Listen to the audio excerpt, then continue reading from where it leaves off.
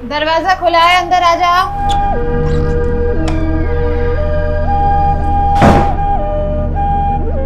वो कूड़ा दे दीजिए। मयंक, मयंक, कूड़े वाला आया, उसको कूड़ा दे दो। ठीक है, ला रहा हूँ।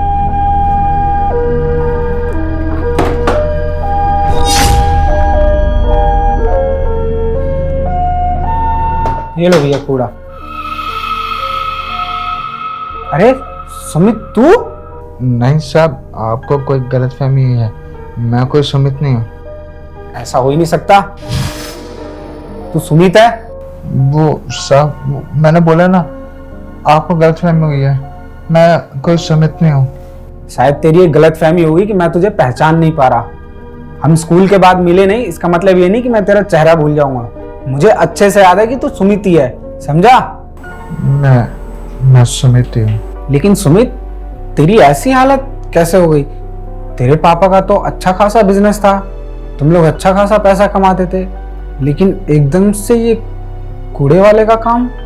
वो क्या है ना मयंक, वक्त और हालात ये सब करने पे मजबूर कर ही देते हैं। मुझे मजबूर किया तो मैं ये काम कर रहा हूँ। तू सही कह रहा है मयंक, मेरे पापा का अच्छा खासा बिजनेस था, हम थे पैसे वाले। पर क्या है ना, मेरे पापा के छोटे भाई ने मेरे पापा के साथ धोखाधड़ी करी, पापा का सब कुछ छीन लिया, मकान, प्रॉपर्टी, फैक्ट्री, सब कुछ। और ये सदमा मेरे पापा बर्दाश्त नहीं कर सके और उनके हादसे पे ही मौत हो गई। अब घर को चलाने वाला कोई नहीं है, तो बस इन्हीं हालातों के कारण आज मेरी यह हालत है। यार ये तो बहुत बुरा हुआ तेरे साथ, और तूने मुझे एक बार भी बताना जरूरी नहीं समझा? यार दोस्त हूं तेरा, मुझसे शेयर तो कर सकता था। खैर छोड़, अब जो हो गया वो हो गया।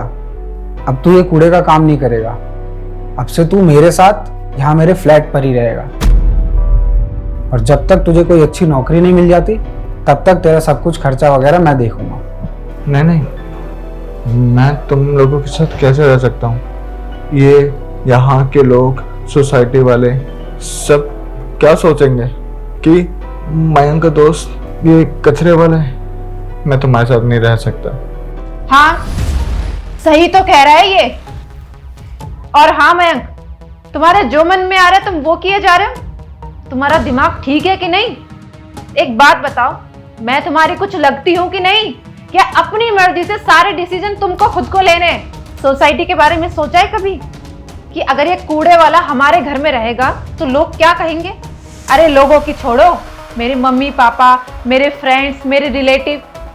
अरे यार, अगर तुम्हें अपनी रेपुटेशन का ख्याल नहीं है तो कम से कम मेरी रेपुटेशन का तो ध्यान रखो तुम। चंचल, तुम पूरी सच्चाई नहीं जानती हो, इसलिए जो तुम्हारे मुंह में आ रहा है वो बोले जा रही हो। अरे अब जानने जैसा रखा भी क्या है इसमें? साफ साफ दिख रहा है कि ये कूड़े वाला है और इसने ना जाने क्या क्या कहानियां सुना दी और तुम इसके बहकावे में आ गए। मेरी बात कान खोल के सुन लो मयंक, अगर ये यहाँ पे रहा ना तो मैं यहाँ नहीं रहूंगी, मैं अपने मायके चली जाऊंगी। ठीक है, अगर ऐसी बात है तो मेरा दोस्त यहाँ मेरे फ्लैट पर ही रहेगा। तुम्हें अगर अपने मायके जाना है तो तुम जा सकती हो। मतलब इस दो कौड़ी के इंसान के लिए तुम मुझसे रिश्ता तोड़ रहे हो और मुझे जाने के लिए कह रहे हो? हाँ, और जिसे तुम मामूली इंसान समझ रही हो ना, दरअसल तुम उसकी सच्चाई जानती नहीं हो। इसके पिताजी एक बहुत बड़े बिजनेसमैन थे। इसके पिताजी के बहुत एहसान है मुझ पर। इनफैक्ट मेरी जिंदगी, मेरी लाइफ बनाने वाले इसके पिताजी हैं। जब मैं जॉब के लिए दर दर की ठोकरें खा रहा था ना, मेरे पास कोई नौकरी नहीं थी, मैं खुद का गुजारा नहीं कर सकता था, उस टाइम पर इसके पापा ने अपनी फैक्ट्री में मुझे जॉब दी। मैंने वहाँ से एक्सपीरियंस लिया और उस एक्सपीरियंस की बदौलत मैंने अपना खुद का बिजनेस खड़ा किया। उसके बाद मैं आज इस मुकाम पर पहुंचा हूँ। और ये जो तुम ऐशो आराम की जिंदगी जी रही हो ना, इतने ठाट बाट से रह रही हो, ये ठाट बाट की जिंदगी नहीं मिलती तुम्हें। कोई अगर हम पर एहसान करता है ना तो उसके एहसान का फर्ज अदा करना चाहिए, ये नहीं कि एहसान फरामोश बन जाओ। इस वजह से सुमित, यहाँ मेरे फ्लैट पर ही रहेगा।